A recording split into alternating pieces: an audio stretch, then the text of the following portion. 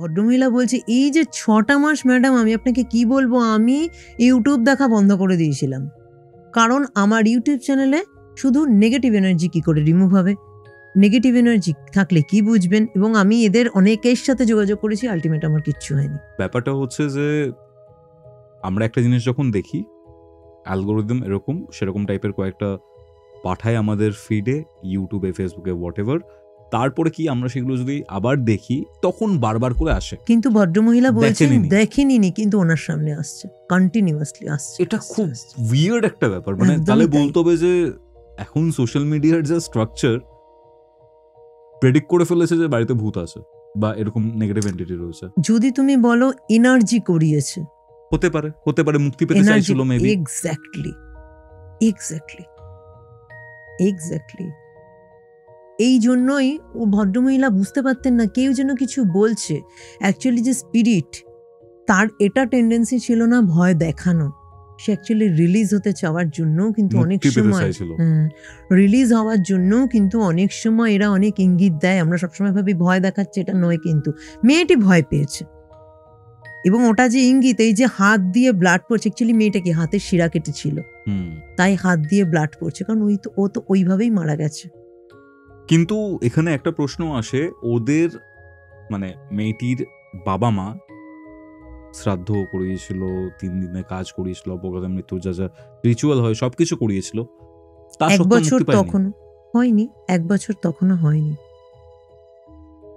যাই কাজ করাক তার মানে ঠিকঠাক ভাবে হয়নি, অবশ্যই ঠিকঠাক ভাবে হয়নি। এমনি তো দেখবে, যতদূর আমার জানা, অপঘাতে মৃত্যু কিন্তু 3 দিনে কাজ হয়। এবং মেন যে শ্রাদ্ধ যেটা আমাদের নর্মাল ডেথে হয়, সেটা কিন্তু এই অপঘাতে মৃত্যুদের হয় 1 বছর বাদে, একটা টাইম আছে, সেই টাইমের পরে, তার আগে কিন্তু অপঘাতে মৃত্যুর খুবই সামান্য একটা ক্রিয়া হয়। তো রিলিজ হয়নি, সেই কাজটাও ঠিকভাবে হয়নি। তো উনি সেইভাবেই ওনার সামনে আসে, যখন উনি একটা মহিলাকে দেখেন, বলছে আজকেও এলো, আমি দেখবো, চলো একজন মহিলা করছেন। এনার পডকাস্ট আমি এর আগে দেখিনি, উনি পুরো ভিডিওটা দেখে উনি ওখান থেকেই নাম্বার নিয়ে আমার সাথে যোগাযোগ করেন যে আপনি কিছু করতে পারবেন, 6 মাস ধরে আমি ঘুরে যাচ্ছি, এবার আমি কিছু না করলে আমাকে এবারই সেলই করে দিতে হবে, বিকজ আমি থাকতে পারছি না। যত দিন যাচ্ছে প্রখর হয়ে উঠছে সিম্পটমস গুলো। একদম। মেয়েটিকে ওরা বাধ্য হয়েছিল মামা বাড়িতে রাখতে, মেয়েটি আর থাকতে পারেনি ওখানে। মামা বাড়িতে ওরা হাজবেন্ড ওয়াইফ থাকছিল, কিন্তু ওয়াইফও ঘুমের মধ্যে জেগে ফোনের মধ্যে, মানে কন্টিনিউয়াসলি একটা যেন ওয়াইফেরও না সবসময় একটা হ্যালুসিনেশনের মধ্যেই লাস্টে থাকতে শুরু করে দিয়েছিল, যেটা হচ্ছে এটা হচ্ছে এইরকম। তো আমাদের সাথে যোগাযোগ করেন। এই ক্ষেত্রে আমরা যে কাজটা করেছিলাম, স্পিরিট এনার্জি রিলিজের কাজ। তো আমরা যে কোনো রিচুয়ালই করি সেটা কিন্তু পেন্টাগ্রামের ওপরেই করে থাকি, পেন্টাগ্রামের ওপরেই কিন্তু করি। আচ্ছা, এক্ষেত্রে 5টা সিলভারের যে স্টিক মতো আমাদের বানাতে হয়েছে, যেটা দিয়ে আমরা পেন্টাগ্রাম ক্রিয়েট করব। ওকে, তো 5টা সিলভারের স্টিক ক্রিয়েট করেছি, এবং চারদিকে রাউন্ডটা যেটা হয়েছিল ছাগলের জ দিয়ে, চোয়াল, স্কাল, মানে সেটা ছাগলের জ্যান্ত নয়, মানে স্কালটা, ঠিক আছে, ছাগলের জ দিয়ে একটা রাউন্ড ক্রিয়েট করা হয়েছিল, এবং মাঝখানে রাখা হয়েছিল একটা ডল, যে ডলটা তৈরি করেছিলাম আমরা কালো কাপড় দিয়ে, এবং ডলটাকে সাজানো হয়েছিল ওই যে মেয়েটি হত্যা করেছে সেই মেয়েটির ব্যবহার করা জিনিস দিয়ে। ওর মায়ের কাছে শেষ একটা জিনিস, কয়েকটা জিনিস ছিল, ওর ব্যবহৃত জুয়েলারি ছিল, আরও কিছু জিনিস ছিল, আর ছিল যে সময়তে আত্মহত্যা করে ওর একটা সালোয়ার কামিজ পরা ছিল, তার ওড়নাটা ওর মা রেখে দিয়েছিল। ওই ওড়নাটা আমাদের দেয় ওর মা, ওই ওড়নাটা দিয়ে আমরা যা ড্রেসের মতো করে ওড়নাটা কালো কাপড়ের দিয়ে তৈরি করা ডলে পরাই, এবং ওই জুয়েলারিগুলো আশেপাশে রাখি বা ডলকে সাজাই। ওটার মাধ্যমে ওকে অ্যাকচুয়ালি ডাকা, কলিং করা। এবং ডলটা রাখা হয়েছিল পেন্টাগ্রামের মাঝখানে, এবং সেটা শিয়ালের যে স্কালটাকে উল্টো করে রেখে তার উপরে ডলটাকে বসানো হয়েছিল। শিয়াল পেলে কোত্থেকে? আমাদের চ্যানেল আছে, শিয়ালের স্কাল আমরা এরকম কালেক্ট করতে হয় আমাদের বিভিন্ন রিচুয়ালের জন্য। শিয়ালের খুলি মানে ওটাকে মাথা কেটে প্রসেস করে মাংস বের করে যে স্কাল হয়, হিউম্যান স্কাল যেমন হয় সেই রকম শিয়ালের স্কাল, ঠিক আছে, তার শিয়ালের স্কালটা উল্টো করে তার উপরে ডলটাকে রাখা হয়। এবং এই ক্ষেত্রে সেই স্পিরিটের উদ্দেশ্যে আমাদের 3 রকমের অফারিং দেওয়া হয়েছিল, বিশেষ রকমের অফারিং। কি কি? আমাদের ব্লাড। আচ্ছা। স্পিরিট কলিং এর ক্ষেত্রে আমাদের অনেক সময় দিতে হয়, তাকে রিলিজ করতে রিলিজ হওয়ার জন্য আমি তাকে রিকোয়েস্ট করব, সে যাতে চলে যায়, সে যাতে মুক্ত হয়ে যায় সেজন্য, এবং তখন আমাদের কিন্তু এই অফারিং দিতে হবে। এরপর তাকে যেটা দেওয়া হয়েছিল একটা মোরগের রক্ত এবং মোরগের, মানে আমি কি বলবো, জ্যান্ত বলতে পারো, বা মোরগের হাড়টা এমনভাবে দিতে হয়েছিল যে হাড়টার মধ্যে তখনও স্পন্দন আছে, মানে সদ্য জিনিসটাকে মেরে একদম তার হাড়টাকে বের করে, মোরগের হাড়টা বের করে সেই অফারিংটা আমরা দিয়েছিলাম।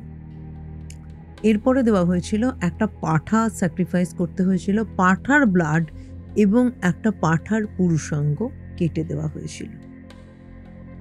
এগুলো লাগে একদম কিছু বিশেষ রিচুয়ালে এগুলো অফারিং এ স্পিরিটদের দেওয়া হয়। সব সময় লাগে তা না, যখন স্পিরিট রিলিজ রিচুয়াল হয় তখন তাকে খুশি করার জন্য এই ধরনের বিশেষ অফারিং তাকে দেওয়া হয়। এরপরেও তাকে অন্য জিনিস আমরা দিয়ে থাকি, যেমন ব্রেড দিয়ে থাকি, হানি দিয়ে থাকি, মিল্ক দিয়ে থাকি, কিন্তু এই ব্লাড এবং এই ধরনের যে জিনিসগুলো দিলাম সেগুলো দিতে হবে। ঠিক আছে, এরপরে আমরা চ্যান্টিং করা শুরু করি। ঠিক আছে, আর ওই ডলটা যে রেখেছিলাম, কি করে বুঝবো যে স্পিরিট এসছে? ডলের ওপরে একটা বিশেষ ধরনের বোন পেন্ডুলাম রাখা হয়েছিল। বোন পেন্ডুলাম, যার পেন্ডুলামের দেখবে নিচে একটা অ্যাঙ্গেল থাকে না, সেই অ্যাঙ্গেলটা ছিল বোন, হাড়ের, মানুষের। ঠিক আছে, পেন্ডুলামটা আমরা রেখেছিলাম। যখন স্পিরিট আসে চ্যান্ট করতে করতে, একবার দুবার চ্যান্ট করলে কিন্তু হয় না, এমন হয়েছে কন্টিনিউ 2.5 ঘন্টা আমরা চ্যান্ট করছি। আচ্ছা, ঠিক আছে, এবং এই যে অফারিংগুলো আমি তোমাকে বললাম, এই অফারিংগুলো কিন্তু আগেই দিয়ে দেবো এরকম নয়, জিনিস রেডি থাকে। একটা স্পিরিট আসছে আমি বুঝছি, ঠিক ওই টাইমে তাকে অফারিংগুলো আমাকে দিতে হবে। টাইমিং, হ্যাঁ, টাইমিং কিন্তু খুব ঠিক রাখতে হয়। আমাদের উপকরণ সব রেডি থাকে, যখনই পেন্ডুলাম স্থির থাকে, যখন আমরা চ্যান্টিং করা শুরু করি, সাডেন দেখতে পাই যখন পেন্ডুলাম ঘুরছে, আপন ইচ্ছায় ঘুরছে ডলের ওখান থেকে, আমরা বুঝতে পারি কিন্তু শি ইজ কামিং। ঠিক আছে, তখন কিন্তু ওই মুহূর্তে যে মোরগটা আমরা স্যাক্রিফাইস দিলাম ওই মুহূর্তে, এবং হার্টটা ওপেন করে তখনই কিন্তু দিতে হবে। পাঠার যে, এবং ডিপ করবে সব থেকে, মানে মোরগটা মারা গেল, হার্টটা নিস্তেজ হয়ে গেল সেটা নয়, হার্টটা আমাকে ওইভাবেই দিতে হবে, না হলে কিন্তু আমার রিচুয়াল সাকসেসফুল হলো না। পুরো হাত তো রক্তে ভরে যায়। একদম। গ্লাভস পরা থাকে আমাদের, যদিও কিছু সুবিধা হয় গ্লাভস পরে কাজ করতে, তো গ্লাভস পরা থাকে।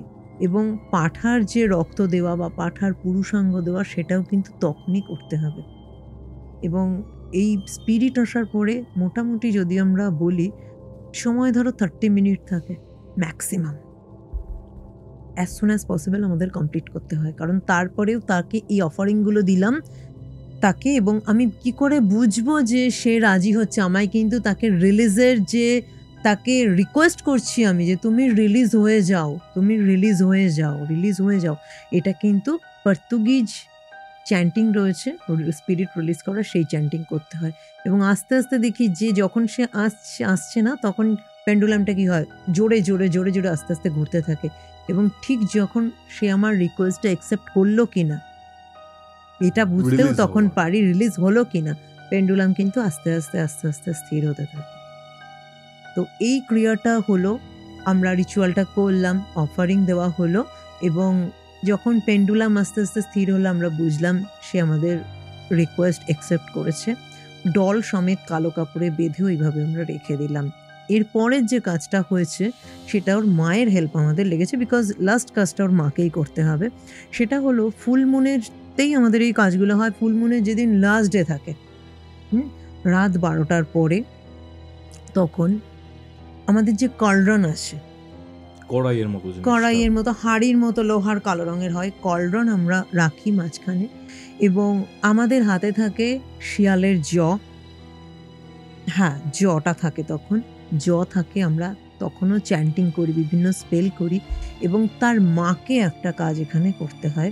সেটা হলো ওই যে আ ডলটার যে বললাম তোমাকে যে ডলের ওপরে রিচুয়াল হয়েছিল, সে অ্যাকসেপ্ট করেছে, অফারিং দিয়েছি, সব দিয়ে আমরা একটা কালো কাপড়ে বেঁধে রেখে দিই। কলডনের মধ্যে পালো সান্টো এক রকমের কিন্তু কাঠ হয়। পালো সান্টো নেগেটিভ এনার্জি রিমুভিং ওকে করে, হ্যাঁ? তো সেই পালো সান্টো আর ওয়াইন দিয়ে আমরা কিন্তু সাজাই কলরন এবং ওই ডলটা দিয়ে আমরা আগুন ধরিয়ে দিই। এক্ষেত্রেও লাস্ট আমরা বুঝতে পারি যে স্পিরিট রিলিজ করলো কিনা একবারে যদি ওটা বার্ন হয়ে যায় এবং কিছু সাউন্ড আছে, যেমন ধরো ফাট ফাট ফাট ফাট একটা আওয়াজ হয় না, সে বলতে পারো ওটা আমাদের সিগন্যাল যে হ্যাঁ আমি রিলিজ হচ্ছি, এবং একবারে বার্ন হয়ে যাবে, কোথাও আটকাবে না। আচ্ছা যদি এটা কোনোভাবে আটকে যায়, ধরো একটু বার্ন হয়ে জিনিসটা নিভে গেল, জানতে হবে কিন্তু কাজ সাকসেস হলো না।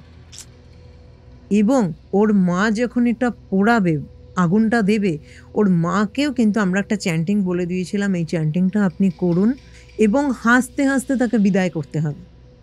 যেন এমন তুমি আছো, আমরা চাই না তুমি চলে যাও আমাদের জীবন থেকে, কেন আছো, মানে তাকে তাড়িয়ে দেওয়ার মতো করতে হবে এবং এটা ভেবে খুশি হতে হবে সে চলে গেছে। তো প্যাথেটিক এটা। প্যাথেটিক, এটা খুব প্যাথেটিক, ওকে আমরা বুঝিয়েছিলাম তুমি এটা করো, কারণ তোমার মেয়ের আত্মার যদি সদ্গতি চাও এটা তোমাকে করতে হবে, এবং আরও একটা পরিবার না হলে কষ্ট ধ্বংস পাচ্ছে, হয়ে যাবে। ধ্বংস হয়ে যাবে, এবং তোমার মেয়েও কষ্টে আছে। করেছিল ওর মা ওটা, পুরো যখন কমপ্লিট হয়ে যায় কাজ, তারপরে ভদ্রমহিলা মানে প্রচণ্ড কেঁদেছে, সামলেছিলাম।